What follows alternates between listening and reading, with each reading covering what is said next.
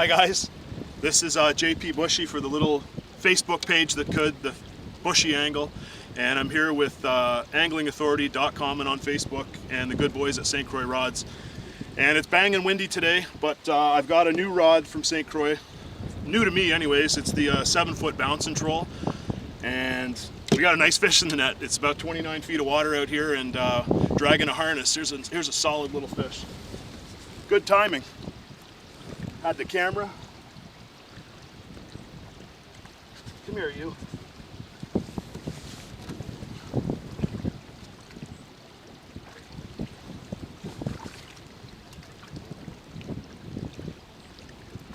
Oh yeah, nice looking little walleye. All right, what we'll do is we'll take a couple of still photos here and I'll release this fish for sure. And then we'll look at this rod and this rig. All right, we got that fish released, guys.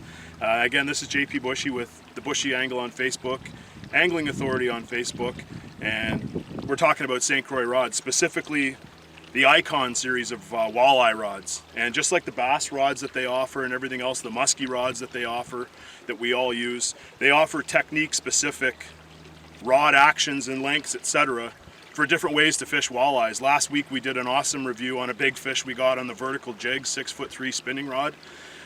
This morning we're out using probably the most versatile rod in the arsenal, and that's the 7-foot bounce and troll.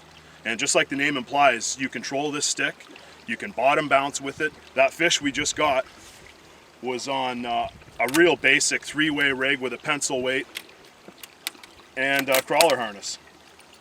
Couldn't be more basic. That's like the meat and potatoes of Ontario walleye fishing right there, with a nice live night crawler. And when I say versatility, that's exactly what this rod offers. I'm a troller by trade, that's in my blood, and I love to bottom bounce, and this rod is absolutely perfect for that. In addition to bait rigs such as bottom bouncers, heavy 3-way rigs, you can cast and troll crankbaits with this rod as well. It's rated for 3 ounces, so you know it's got some oomph to it for sure. And personally, my favorite style of crankbait fishing is not only trolling the deep divers generally during the day, but casting them up in the shallow shoals at night. And I'll select baits that are gonna dig hard and run way deeper than the water I'm fishing, just so I can make lots of bottom contact.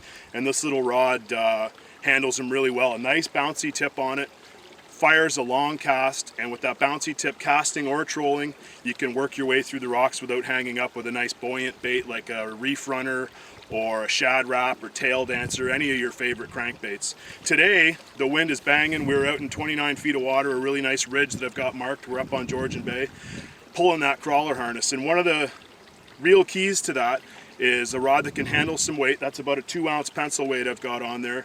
A nice, flexible, sensitive tip, and a comfortable rod to fish all day. And you can see, I mean, that's got a nice, short little butt, very, very lightweight.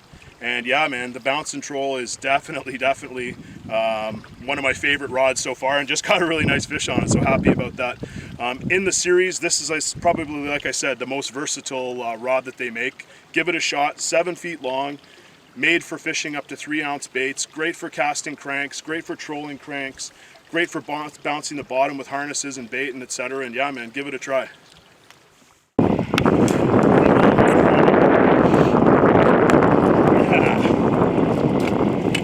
Now that's finally a fish we can put in the box and eat.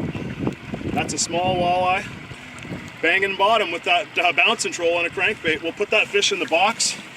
This is like half an hour after we released that other one on the slips, or on the 3-way rig with the harness with the bounce and troll. Quickly, it's kind of windy.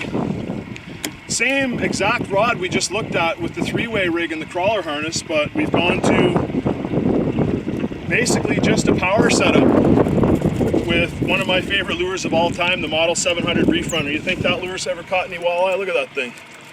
Chopped to pieces. Long 20-pound Maxima fluorocarbon leader to protect the braided line. We've got braided line on the reel, 20-pound, the new Maxima braid. You want a long leader to protect that braid. The zebra mussels in the bottom will cut even an 80 or 100-pound braid just like that, but that fluoro is much more abrasion resistant. don't ever run your braid right to your clip to your crankbait. Put a big shock leader in there to handle the rubbing, and check that leader often. And yeah, we just caught a fish on the bounce and troll, the Eyecon bounce and troll, on a 3-way rig about half an hour ago. Went in and looked at the rod and the setup. It had gotten really windy. We went right back out, and that first fish was in about 29 feet of water. And our way back out onto the shoal, we marked a bunch down 18 feet. And I usually troll with line counters, but I had this set up ready from casting the last couple of nights, and fed it back about 70 feet and started ticking bottom, and crack, she was all over it. So hey man, there's another tool in your toolbox with that bounce and troll, just like the name implies. We were bottom bouncing before, now we're trolling crankbaits, and right on man, we'll take it. Good rod.